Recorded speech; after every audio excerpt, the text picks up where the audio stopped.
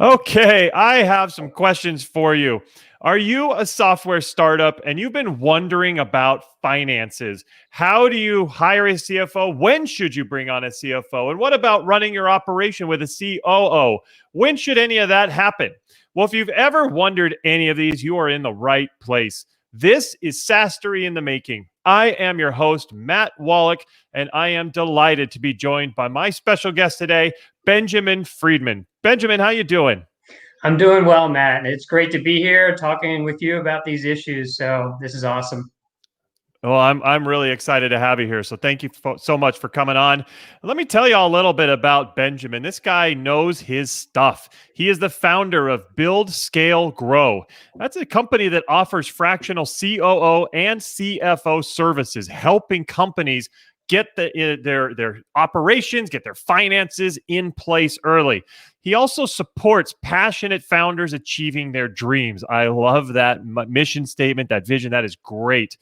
Benjamin has cut his teeth very well at a lot of great places. He was formerly the CFO for Parsley. He's also been the head of finance and operations at 5 prior companies. So when it comes to operations, when it comes to finance, Benjamin is really the real deal. So Benjamin, thanks again for coming on the show. Of course, this is great. Let's get into it. Awesome. So tell me about what you've been doing lately and what's coming up with you. Sure. So obviously, the last few months have been more turbulent than usual for all businesses, in particular for startups. So initially, at the beginning of the pandemic, it was a lot of assessing the situation, figuring out tough decisions to be made, and then more recently, those companies that have found their stride through all this are starting again to look how to expand. Perhaps they pivoted a little or even a lot, and they've started to get some traction, and now they're looking to move forward. So I don't think we're through this by any means, but they're starting to get a handle on some of the uncertainty. They figured out what works in meeting their market, and they're moving forward.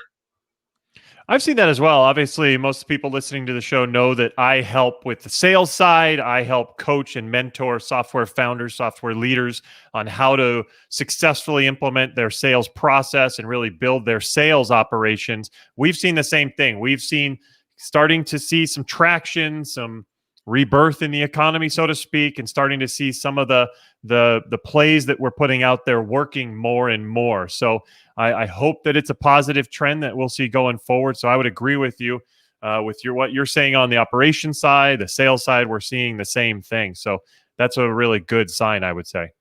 Yeah, I hope so too. I mean, we're still, experimenting as a society right now. Every country, every community is trying to figure out what works. But I do think a lot of companies have found their rhythm. They're a little bit more comfortable with moving forward, and I'm excited.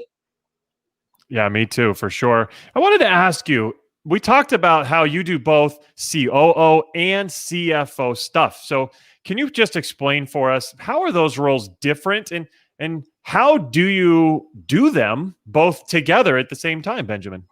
Yeah, sure.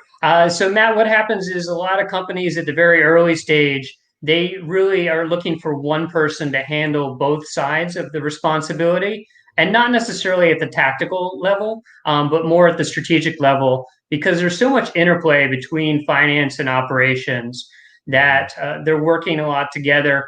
For example, you might build a financial model, but then you need to help to execute that, figure out what software systems people need to be in place that you don't have now, or what needs to be leveled up in order to move forward. As companies grow and they're looking to get more specified in positions, those roles can often break out as well. And so then the finance role is looking more at predictions, modeling, forecasting. They also might start working on M&A activity from either end, either acquiring a company or being part of a merger. And they're also, people in the head finance role are working with investors, soothing that out. They might be looking at audits and other issues on that end. Hmm. On the operations side, it gets more specialized in that they're looking at how these teams are working well together. Some companies have more invested on the inventory or services side. And so somebody really needs to keep track of all that activity. Sure, there's a lot of budgeting and modeling on how all those pieces come together, but it's more of an operational mode as far as how do you gain the most efficiency while also building the strongest culture. That's great. Certainly some good stuff. In my world, in our world, for a lot of the people listening, we're in the software world. And by and large, most software founders are technical founders. Sure, some come from the marketing space, even the sales side. Very, very few come from the finance background. And so what ends up happening is that you have a lot of these early stage companies with no internal financial expertise or experience. And so that's really, really critical, especially as you start getting some sales, you start getting some traction. So, really, what is your advice? At what point should a startup look to hire a fractional CFO? Sure, it's a great question. It's going to be very personal for every founder because not only do you have the responsibilities of the position, but there's also a little bit of delegating responsibility, or in simpler terms, letting go. And that's hard for any of us, and founders are humans too. So it's figuring out when, as a founder, you are spending enough time on finance and or operations that it's distracting you from really pursuing the area that you are best qualified to serve. So you have a vision for the company, you see opportunities to develop business, you have a roadmap in mind for the product, and you know that if you pour your energy in that, that this company is going to be something amazing. It's not that you can't do the books, it's not that you can't manage teams, it's not that you can't implement new software or systems. It's that it's best to leave those responsibilities with someone you trust, and then you can really focus a lot more of your energy and time on growing the company. And that's where I see the inflection point. Sometimes it's very concrete. You get a round of funding and you decide, okay, now's the time to put that position in play. And other times you just see your calendar fill up with meetings and discussions and decisions that are certainly important for the growth of the company, but not hypercritical for what you want to accomplish, and they don't align with your expertise and your strengths. And it's that type of self-awareness that leaders who reach that sooner are able to really exponentially grow their companies faster. I love that. And I love the idea of a fractional CFO. I think we're seeing this more and more with a lot of different roles. Like you said, I think that once you get going, start seeing traction. Of course, at the early stages as a founder, you're wearing a ton of hats and you're doing pretty much everything all the way down to custodial work. But at some point, you need to realize, hey, if we're really going to scale, we need to start specializing. Let's find somebody to take on this responsibility. Let's find this responsibility. But the challenge is, especially in the early days when revenue is light, you can't bring on a full-time person. And the other part of it is there's not full-time work. So I love this fractional idea that, hey, you can get an expert who is fantastic and has the experience and knows how to help and how to get you where you need to be, but you don't need them full-time. Have them take care of it a little bit here, a little bit there. You still get that expertise. You still get that leveling up, except you don't have to pay the big bucks, the big salary, the big bonuses. I'm sure that your clients are getting that kind of benefit. Well, I certainly hope so. But I obviously agree with your point that I can come in at any point. It can be post funding. How do you apply those funds so that they are applied most efficiently? The company moves forward as quickly as possible. It can be a specific project that's been nagging the company, but it's time to address it. It can be a specific gap in needs, and you're exploring how do we fulfill that need? How do we approach it? But we don't necessarily want to pull the trigger on hiring somebody full time, go through all those dynamics, making sure there's a great fit. And so you can use this as an interim step. It's certainly part of an exponential growth plan.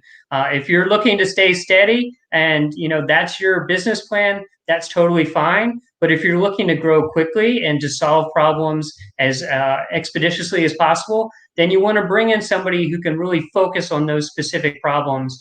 And as a side benefit, you get to see how does that position interact with the company? Is it a benefit to the other leaders, to myself, or is it something that it was great for this one project, but then that's it? This type of model really allows you to experiment effectively. Yeah, absolutely. I would totally agree. So that's great for the fractional side, but when do you know, Benjamin? When do you know, okay, we're getting some scale here and we really need full-time help? So when is it the right time to bring on a full-time CFO? Yeah, so I think that really depends on the needs of the company. If you're fintech or you're heavy in the numbers, you might want to bring that person on sooner. If, again, as a founder, you're getting pulled into or distracted by a lot of questions around, the model, the numbers, the metrics, maybe not on a monthly basis, but on a weekly or even some companies a daily basis, then it's Hmm. really time to consider putting someone to address that issue of the company. Uh, in other cases, you might have grown, you could be 30, even 50 people, and you have somebody who's handling the bookkeeping, but not looking in the front view windshield of what's going to happen going forward and how to handle that. And that's the point where you start to say, if I had someone in here helping really to shadow and think about planning for the future and helping to make some great decisions, then that would be awesome. There's some real long term benefit to that short term investment. Then it's time to think of it from that perspective. That's a great point.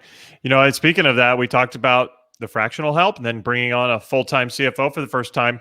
How does that CFO role change from those early days, startup, grind time to later on when you start getting into real growth and scale? How does that role change for the CFO over time? Sure. So I think a CFO coming in, especially to an early stage company, if that's the choice, but whenever that person comes in, they're really initially looking at cash flow, making sure that everything's handled, certainly for the next few months. But, in these times, we've really started to look as far out as 18 to 24 months and making sure that's taken care of. Let's assume that's all right. Then you want to start to look at metrics and systems, making sure that the information you need in order to make the best decisions is being input and then being pulled out. And then it's also being communicated across the company so that you can make those decisions as quickly and effectively as possible. It doesn't mean things won't change, you won't evolve those systems, but that's the next step. And then after that, you're looking at different controls, making sure that any money changing hands, either coming in or going out, that there's a good system of control for that cash flow. And then finally, you're going to start to look at some extra activities like mergers, acquisitions, new rounds, and the CFO is going to be highly responsible for queuing those up and making sure those follow through. Yeah, that's great advice for sure. You did mention new rounds. I want to touch on that a little bit because a lot of the people who listen to the show are seeking investment now or in the future. So, what are some of the biggest mistakes startups can make in that fundraising process? Sure. So the way I think about it is there are two types of mistakes. The first falls in the category of sort of technical or logistic, going after funders who are really not going to be a good fit, with your company or perhaps your personal style. And, remember, you're getting into an 8 to 10 year relationship here. And so Mhm. it's really important what firm and particularly, what board members you're going to be working with.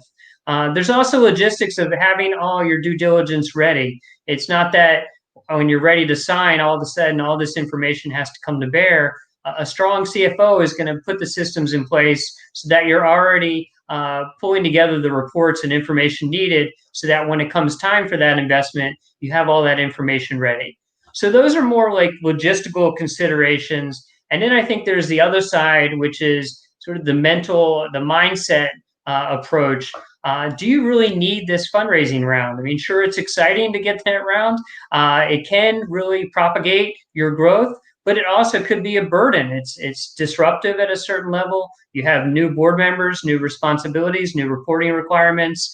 Of course, there's the equity consideration as well. So you want to step back and really think, do I need this round in order to get to where I'm going? Or can I wait possibly 6 months, 12 months and see how things play out and have a much better idea of if it makes sense to move forward. And then the other piece is lining up your values, with those investors. You don't want to have discussions down the road around the, say, direction of the company or, feel like you're constrained in some way as a founder. That's the last thing you want is you're trying to pursue your passion. So you have to think that if you're going to make this decision to invest or invest again, what is going to be the implication on you and your mindset?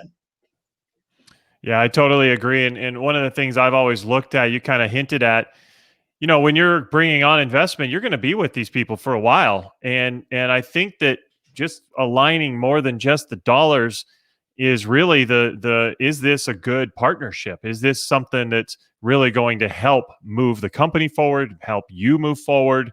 And I think finding that right partnership, someone who can, and I look at it always from the sales side, someone who can get your foot in the door or can get you to that next level of scale and growth can really be practical to find in the right investing partner. Yes, no, I totally agree. It's funny because in building a relationship, normally it's, one on one, you're talking with that person. But when it comes to investing and considering how long you're going to be working together, it totally makes sense to talk with other founders who've worked with those investors, get their opinions, and not about the good times and how wonderful and supportive they are, but try to find some founders who've gone through tough times and see how those investors respond to that as well. Because look, we're only human. Our marketplaces are constantly evolving. You really want to know how those investors are going to work with you through good and bad times. I love that. I think so many times startups and startup founders are so feeling like they need investment and just need to kind of cater to the needs of the investor. But going the other way and actually doing your due diligence and figuring out, is this someone that you want a long-term relationship with, is absolutely critical. So that's great advice, Benjamin. Great. I think likening it to sales, it's really getting a sense of what clients are best for your company, and then how to work with them to ensure that it's a good partnership. Absolutely. Thanks for putting it in my language for me. Sure. So, what are the financial best practices for software startups? Let's see if we can help them make some best practice benchmarks. Sure. So you always start with the industry metrics and benchmarks. You want to know what other companies like yours are doing, what they're asking for. I think a lot of companies then move into what are called vanity metrics, or metrics that only apply to your company. And I think that's fine as long as those metrics, A, align with your revenue stream and how you want to grow, and B, they align with your values. So that if you can clearly draw the connections between, this is the type of company I want to build, this is the type of market I'm approaching, this is how I want to grow, and this is how I'm measuring all three in a continuum, then that's going to make a lot of sense. And you're going to be able to explain that to your investors, to the public, and equally importantly, to your team, because your team needs to be really on board with understanding and applying towards those metrics. Yeah, it's absolutely true. So, in terms of somebody who's leading a team, what characteristics do you see as most important for a great leader? Sure. So we always start with leaders who are inspiring. They're the ones whose passion just really excites us as well. And you can see how they are able to convey that inspiration. But that's a little less tangible as well. So, other areas I like to look towards are leaders who are resilient and adaptable. Certainly, this year has proven out resilience. It's figuring out, how do you move forward? How do you take the hand that you're dealt and play the best game you can? How are they working with their teams in order to communicate how they're going to move forward? If they've had to make changes with their teams, how do they communicate that? There's a sense of quiet confidence that can come with resilience, where it's not that you have all the answers, but it's how you play it out, how you talk with your team, your investors, your clients about what's going on and the steps you're taking to adapt. And then with that adaptation, it's, as a leader, what decisions are you making that capture what the market needs currently and what the market will need in the future, right? It's not that every company can turn around and start making PPEs for the public. Some companies did, and that's awesome.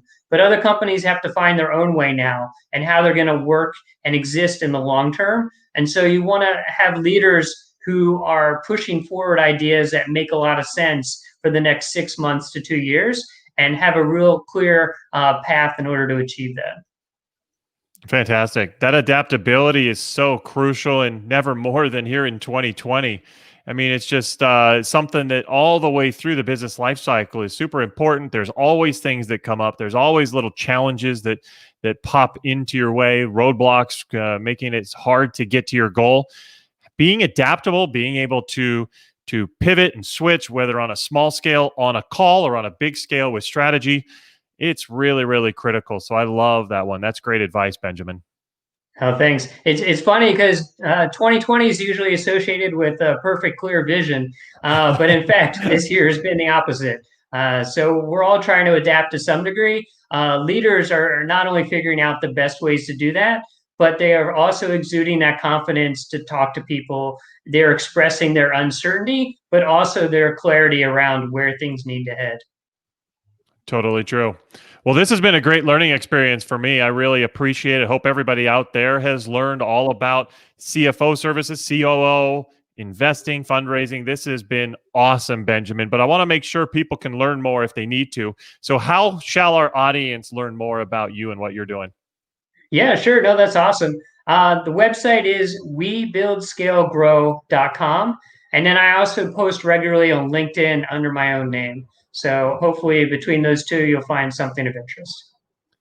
Awesome. And I will post all that in the show notes as well. So if you're listening to the podcast, just go ahead and click into the notes. You'll be able to find all of that. But this has been great, Benjamin. So thank you so much for coming on. Once again, we've been talking with Benjamin Friedman from Build, Scale, Grow. Benjamin, I appreciate it. No, I really thank you, Matt, for having me out here and being able to talk about these issues. They're really exciting, especially in these days. And I look forward to future discussions. Absolutely. I do as well. And for everybody listening, please make sure that you hit that subscribe button, sign up so you get notified of new episodes. We are always talking with leaders and innovators in the SaaS and software space. So you're always going to see more new original content helping you get to where you want to go. And if you really want to scale, be sure to book a time with me. You can chat with me directly. I can learn about your situation and see if there's anything I can do to help you get to that next level. Check the show notes for the link to do that, and I will see you then. For everybody else, looking forward to seeing you at the next show. Thank you. Take care.